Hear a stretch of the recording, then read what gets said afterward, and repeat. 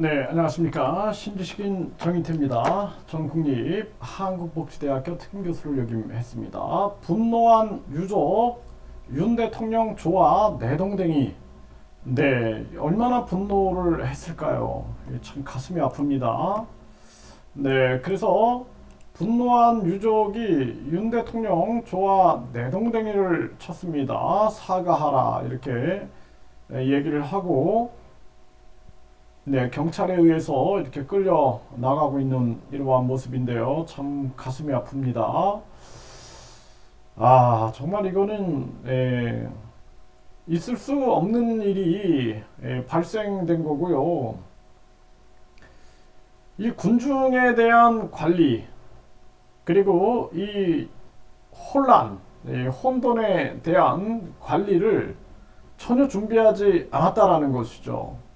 그래서 이 관계자들에 의하면은 당일에 뭐 마약이라든지 또는 성범죄 이쪽으로는 논의를 했는데, 이러한 압사 사고라든지 이런 안전 사고에 대해서는 대비를 하지 않았던 것이 가장 큰 문제였다라는 그러한 지적이 끊임없이 일어나고 있는 것입니다.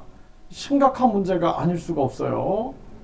그래서 이 군중들이 모이고, 그리고 이것이 압사로 이어질 수 있는 아주 이 혼란에 대한 관리 체계를 정부가 마련을 해야 되는데, 장관부터 뭐 병력을 배치했다고 해서 뭐 일어나지 않을 문제가 아니다 등등 이런 뉘앙스의 발언들을 계속하고, 또 농담 총리, 말장난 총리가 나타나고, 국민들은 분노하지 않을 수가 없는 것입니다. 또 구청장은 뭐 이거는 행사가 아니라, 뭐 축제가 아니라 축제인지 행사인지 뭐 하나의 현상이다 그러면서 회피하는 모습들, 이런 모습들이 국민으로부터 계속 분노를 사게 되는 것입니다. 이 사람은 당장 해임해야 돼요. 이상민. 당장 해임해야 되고, 그 농담 총리, 그 사람도 당장 해임을 해야 됩니다.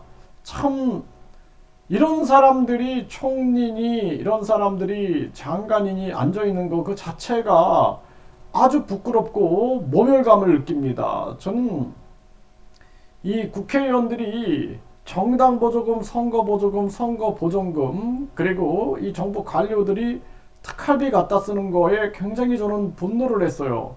그런데 이런 모든 것이 집약돼 가지고 딱 나타난 게 이태원 참사입니다. 네, 그리고 계속 덮으려고만 아주 그냥 안간힘을 쓰는 거죠. 이게 한두 명이 예를 들어서 희생을 당했다 그러면은요, 그냥 덮어버리고 끝납니다. 대부분 덮어버리고 끝나요. 그래서 억울한 사람들이 굉장히 많아요. 대한민국에 관료들한테 억울함 당하고, 정치인들, 뭐 법조인들한테 억울함 당하고, 사건이 크게 터지니까 그나마 지금 드러나는데, 이번 기회에 완전히 이 정치인 관료들에 대한 엄정한 그러한 처단이 있어야 된다. 저는 그렇게 생각을 합니다. 그래서 이번 기회에 반드시 국민투표 시민 발안제가 들어서야 된다. 그래서 국민들이 국민투표 발안제를, 시민 발안제 통해서 50만 명이 18개월 동안 동의하면은 국민투표에 붙여야 돼요. 국민투표 활성화, 이것만이 길이다. 저는 그렇게 생각을 합니다.